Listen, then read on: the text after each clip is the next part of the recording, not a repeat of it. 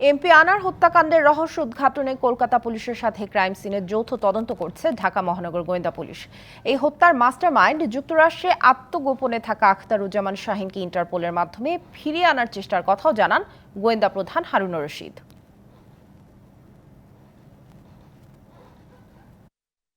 ঝিনাইদহ ৪ আসনের এমপি আনোয়ারুল আজিম আনার হত্যার তদন্তে রবিবার কলকাতায় পৌঁছান ঢাকা মহানগর গোয়েন্দা পুলিশের ৩ সদস্য, অতিরিক্ত কমিশনার হারুনুর রশিদ, উপকমিশনার মোহাম্মদ আব্দুল আহাদ ও অতিরিক্ত উপকমিশনার শাহিদুর রহমান। কলকাতায় পৌঁছে হত্যার তদন্তে কলকাতার নিউ টাউনের সঞ্জীভা গার্ডেন্সের ফ্ল্যাট পরিদর্শন করে আলামত সংগ্রহে যায় বাংলাদেশের গোয়েন্দা দল। এরপর স্থানীয় সময় বিকেল ৫টার দিকে পশ্চিমবঙ্গের সিআইডির সদর দপ্তর ভবানী ভবনে যান বিধাননগর পুলিশ কমিশনারের সঙ্গে দেখা করতে। এছাড়া নিউটন থানার আইসি কল্লোল কুমার ঘোষের সঙ্গে কথা বলতে সেখানে যায় বাংলাদেশের তদন্ত দল।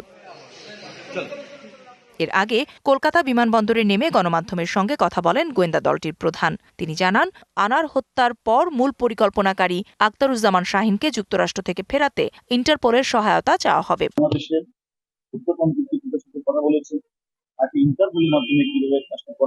এবং আমরা এই বিষয়ে এখানে হত্যাকাণ্ডটি আমরা কলকাতা পুলিশের সাথে এই বিষয়ে ইন্টারপোলের সহায়তা।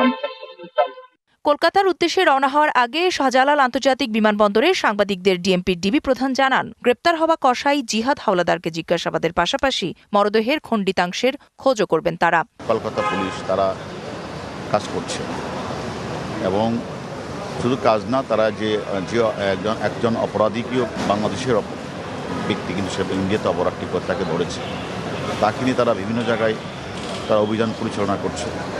আমি মনে করি শীঘ্রই পুরো লাশটি পাওয়া না গেলেও আর খণ্ডবিশেষ তো অবশ্যই পাওয়া যাবে। 7 দিন কলকাতায় অবস্থান করে এমপি আনার হত্যার তদন্ত করবে ঢাকা মহানগর গোয়েন্দা পুলিশের দলটি। Fahmida Shampa, TBC news, Dhaka.